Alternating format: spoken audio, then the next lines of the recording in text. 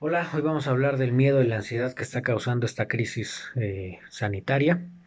Y vamos a hablar de este tema porque nos han pedido mucho que hablemos de esto, nos han mandado mensajes a nuestras redes sociales y la verdad es que tanto miedo como ansiedad sí están siendo temas muy recurrentes, ya no nada más simplemente por la propia cuarentena, sino por el miedo que causa el contagiarnos y todo lo que podría llegar a pasar si no nos cuidamos, ¿no? Entonces, por eso vamos a iniciar con este tema y yo les voy a hablar de 5 consejos, no para eliminar el miedo, porque no se trata de eliminarlo, me parece que es un miedo pertinente, es un miedo totalmente normal, pero sí tenemos que vivirlo mejor, no nos tiene que destruir, nos tiene que ayudar a cuidarnos, ¿no? El primer punto, el primer consejo que les voy a dar es acepta la situación tal cual es decir, no te estés peleando con eso, está pasando, no tiene caso que te llenes la cabeza pensando que ojalá no estuviera pasando, es que sí está ocurriendo y está ocurriendo, pues como ya estamos viendo que se está desarrollando a lo largo del mundo. Entonces, lo primero que hay que hacer es aceptar que esto es así. Nada más que hay que ponerlo en perspectiva y ahí sí eh, sin irnos a los polos, porque ya sé que la mayor parte de las personas inmediatamente se va a los polos, o todo está muy bien o todo tiene que estar muy mal. Sin irnos a los polos, sí tenemos que tener esta perspectiva, ¿no? Si bien es cierto que es una pandemia mundial, que es un problema mundial en donde ha habido bastantes fallecidos, también hay que decir que el número de fallecidos que ha habido respecto de la población mundial no es tanto. Ver 50.000 cuerpos seguramente apilados enfrente de nosotros debe ser una escena terrorífica. Entonces, por eso ver a los cuerpos apilados todos juntos, sí, claro que sería terrible.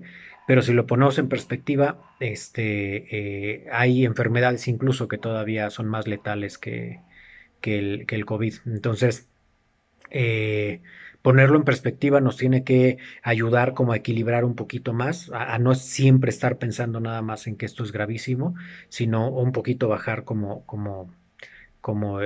los niveles, situarnos un poquito más en medio.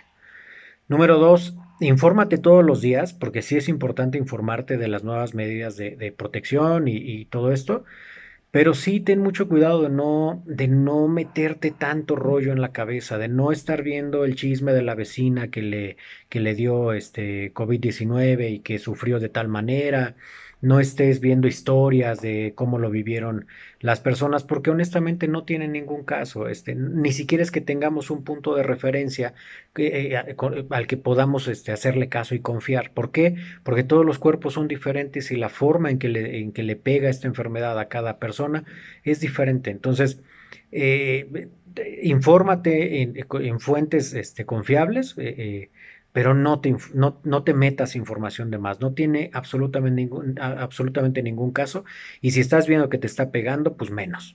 ¿No? Si ves que tú lo puedes sobrellevar sin menos bronca, tú tienes que ir midiendo, ¿no? Si ya los chismes te están empezando a pegar fuerte, no tiene caso que te hagas de información que además ya en realidad ni siquiera sirve.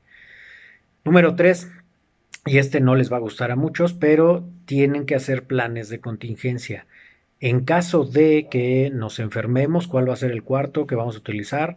La persona que esté enferma, ¿cuál es el cuarto que va a utilizar? Cómo se le van a acercar los alimentos, los demás familiares se van a ir y se va a quedar sola la persona. Todo eso lo tienen que planificar para tener planes de acción, ¿no? Si se enferma el papá, la mamá, alguno de los hijos, mejor saber qué hacer en lugar de que nos tome desprevenidos y simplemente estemos con esta idea de no, no, no, es que no tenemos que enfermarnos, ¿no? O como lo he escuchado en algunos casos, es que no tienes que enfermarte.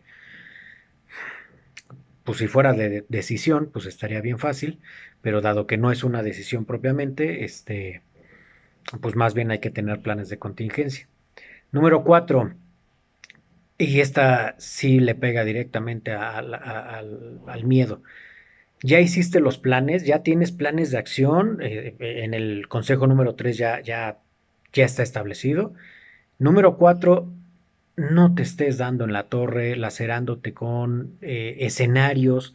en donde estás enterrando a tu abuelita y a tu abuelito y a tu papá y a tu mamá y a tus hijos, y donde después también ya te enterraste a ti y estás viendo las historias de tus hijos desamparados y sufriendo por ti. No tiene caso, es duplicar el sufrimiento. Ya de por sí tenemos que tomar ciertas medidas para no contagiarnos, ya de por sí tenemos que tener cuidado, y en eso es en lo que les digo que podemos hablar de que claro que vamos a tener miedo, pero meternos estos escenarios en la cabeza no tiene ningún sentido, y démonos cuenta de algo, el lenguaje tiene nos da esa posibilidad que lo que nos imaginemos, las historias que nos contemos, pues vamos a reaccionar respecto de la historia. Por eso, si nos imaginamos el funeral del papá y de la mamá, pues es muy probable que terminemos llorando. Entonces, no tiene ningún sentido que nos pongamos esto en la cabeza porque no sabemos si va a pasar o no. Entonces, yo muchas veces lo he dicho, ¿no? Lo vas a sufrir previo y lo vas a sufrir si pasa, ¿no? Y si no pasa, pues de todos modos ya lo estás sufriendo en la imaginación. Entonces, híjole, eso sí es fundamental. Cortemos todos los rollos de escenarios que no tienen ningún tipo de sustento, porque de verdad no sabemos en qué va a acabar esto. Entonces no tiene caso crearnos todas una historia, además de terror, que nos mantiene todo el tiempo ansiosos, obviamente, y todo el tiempo con muchísimo miedo. El quinto consejo: mejora tus relaciones personales con las personas, obviamente, que te importan, con tus papás, tus hermanos, tus hijos, etcétera. Es importante mejorarlas. Y ojo, no es tanto por el rollo de que es que se van a morir y por lo menos que, que ya le dije que lo quería y todo este rollo. La verdad es que yo siempre he pensado que es mucho mejor demostrar que quieres al que quieres a lo largo pues, de la historia de relación, ¿no? A los amigos, pues a lo largo de la historia de la amistad, pues les tendríamos que demostrar que los queremos, etcétera. No es tanto por eso, más bien es porque tenemos que generar un mejor ambiente, dado que es una situación que sí, obviamente, es estresante. Mientras mejoremos nuestro ambiente, mientras nos llevemos mejor con las personas que queremos, tejemos una red de apoyo muchísimo más fuerte, y generamos un ambiente en donde nos podemos fácilmente sentir muchísimo mejor. ¿Sale?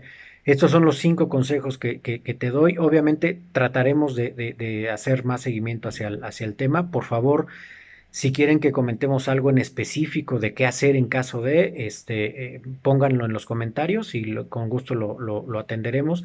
Piensa que todo este material lo estamos haciendo para que te sientas mucho mejor. ¿Sale?